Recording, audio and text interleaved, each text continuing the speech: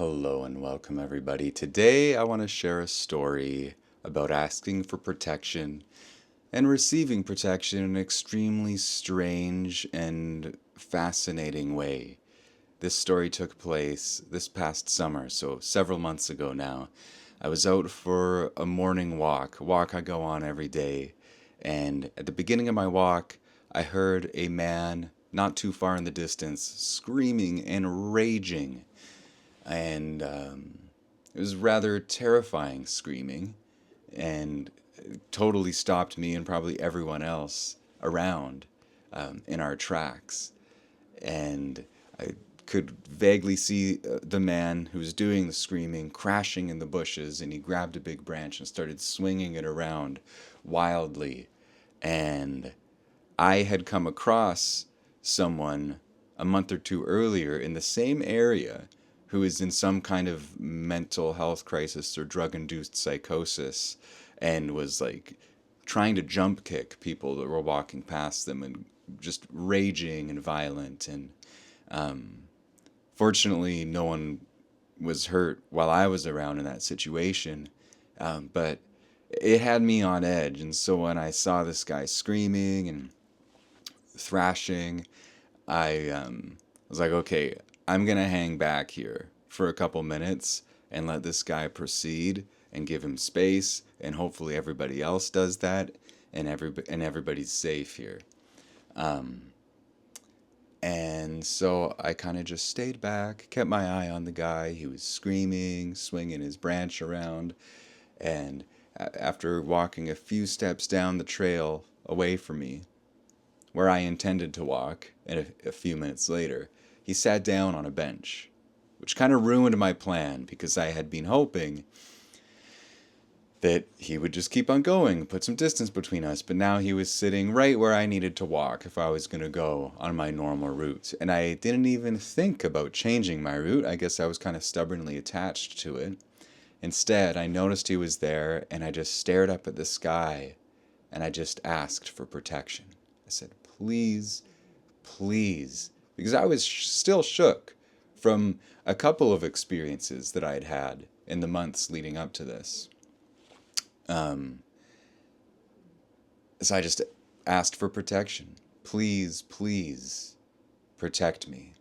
And then I got the intuitive or instinctive nudge to not just ask for protection, but to just affirm that I was protected.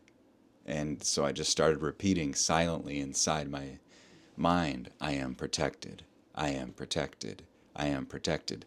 Honestly, I usually talk to myself out loud on my walks in the morning, so I was probably saying it out loud too. And I was just affirming, I am protected. I am protected. And I think I visualized it like I visualized being branded on the back of my head, protected. Like I'm protected goods. Don't mess with me. And so I kind of meditated on that for a minute or two. And then I looked again. The guy was still sitting on the bench, not screaming. And there was some people on the far side of him in the distance. So I thought, you know what? I'm just going to walk past him. And I started walking. And my intention was to completely avoid making any kind of eye contact or engaging with him. And so I just averted my eyes in the other direction and repeated in my head over and over and over, I am protected. I am protected. I am protected. And just as I got past him, he's sitting on the bench and he says something to me. But I was so in my own head and so kind of high strung and closed off from him that it didn't register. I didn't hear what he said. So I had to ask him, "Excuse me?" And he repeated himself. He said, "Hey buddy, your bag's open." And I looked down at my shoulder bag that I was wearing, and it was completely unzipped. And hanging out of it was a little black journal. And actually, if you're watching this, if you're listening, you won't be able to see. But if you're watching this, this is the journal. My precious notebook filled with journal entries and notes that I was, at that time, this journal, I had told many people that this was my most prized possession in my life at that moment, because it was filled with notes and writing that I was using as I was writing a book. The whole summer I spent writing a book, and that this journal here was my resource. It was my source material. It was absolutely precious to me. That's why I was carrying it around with me. Even though I knew it was irrational because it was probably safer if I left it at home, I was so attached to this journal that I was carrying it around in my little shoulder bag wherever I went. And on this morning, I didn't zip my shoulder bag up, and this journal was about to fall out of it. Over the course of my hour and a half morning walk, probably an hour walk, it almost certainly would have fallen out somewhere. And I probably wouldn't have realized I didn't have it until later that morning or afternoon when I went to go writing, and it was already gone. So, back on the trail, this man says, "Hey, buddy, your bag's open." So I look, I see the journal, I tuck it back into the bag and I zip it up. And I just thank this man profusely. I'm just like, thank you, thank you, thank you so much. And then next thing I know, he gets up from the bench and starts walking with me. And he grabs his branch and he starts swinging it kind of violently up and down in front of him. And he acknowledges to me. He's like, "You probably think this looks crazy, right?" I know. He's like, "I know it looks crazy. I use it for the spider webs on the trail. I'm tired of getting these spider webs on my face," he says. And it was late summer, so there actually was suddenly a lot of spider webs. This was a very true, a true need that he was fulfilling with his stick swinging. And I was like, "Yeah, man, that makes sense. I never would have put that together, but it makes sense." And for the next couple minutes, we just walk and talk. He did most of the talking. I was just being nice because this guy, suddenly I felt like I owed this guy my life because he saved my precious journal. So he was my hero and my angel now, despite the first impression that I had. But yeah, he just talked about like I guess there was a long weekend coming up, and he said, "Yeah, it always rains on this long weekend. It's probably gonna rain." And he was very kind of like gruff and so incredibly sweet, though.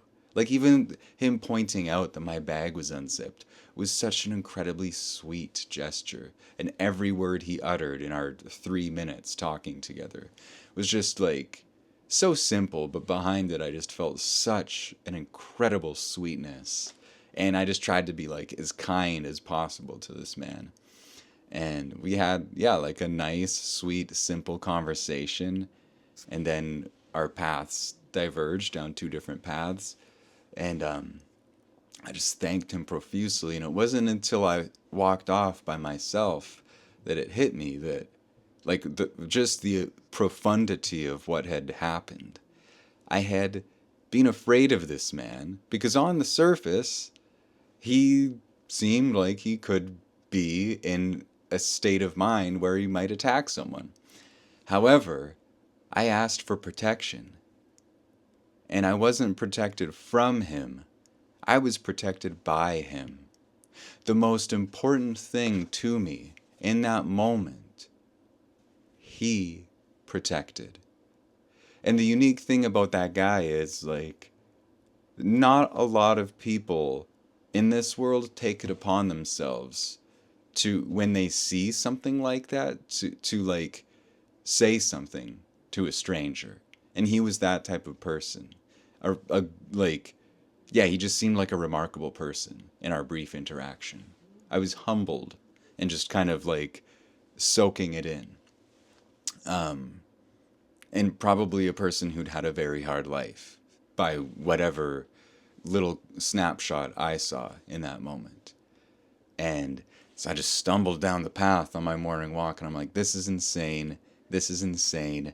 I asked for protection, and I was protected in the most the dude did, He protected my notes. This is my life at that time. Because the only thing I was thinking about was the book I was writing. It was pure obsession. And I was like, I knew that if I lost this notebook, I would be devastated. Because there was journal entries and like subtle experiences that I knew I wouldn't be able to faithfully recount without the notes I'd made while it was happening. So I just continued on my walk that morning, mind blown, heart just overflowing with gratitude. And I have like a couple trees that I visit, a few trees that I visit every morning on my walks. I went to the first one, and then about 10 minutes later, I was getting to the last one that I visit, my special tree friend that I go to every morning. And right near the tree, there's a juncture of two trails, and it's kind of like an epic spot. And right in the middle of where those two trails form an X kind of, right in the middle, there's a bit of an opening, and there was another lone man who looked pretty like ragged, hunched over on a tiny little BMX bike with like a hoodie with the hood drawn up, and just like kind of a menacing lone figure. This kind of crazed, tattered, cowering figure in the middle of the trail. And I had the same reaction. Maybe it's because a couple months earlier I'd, been in a scene where there was someone being violent and unhinged. But as soon as I saw the guy, I had that same reaction of like, oh, here we go again. Should I turn around, take another trail? Or should I like, just totally close off and walk around this guy and like just avoid any kind of being noticed or any kind of engagement? But I remembered what had just happened, and something in me said, Miles, today nothing is what it seems. Like, you are not in a normal reality right now. This is not what you thought it was. And whatever reaction you're having to this guy, you're probably wrong. And, or I think it was more of a voice that said, like, just be open. You were open with that other guy, and look what happened. Well, I wasn't open until he kind of shattered my shell of avoidance. Anyhow, so I decide to just carry on toward my tree, which means I have to walk right past this guy, and he is just hunched over on his BMX. It's very peculiar. I'm like, what's going on? Is he like kind of like zoning out, or... And I walk past him, and then I can't remember like if I said hello or if he said hello, but somehow we initiated some kind of greeting. And then he looked up at me with this childlike smile, and he was like, man, I can't get any reception out here. I came out here to hunt Pokemon. I heard there was all sorts of good Pokemon out here, and I can't even do it. And I'm just like, hold the phone. Hold it. What? Pokemon? Yeah? Pokemon? Like, in this is my internal dialogue. I'm just like, wait a minute.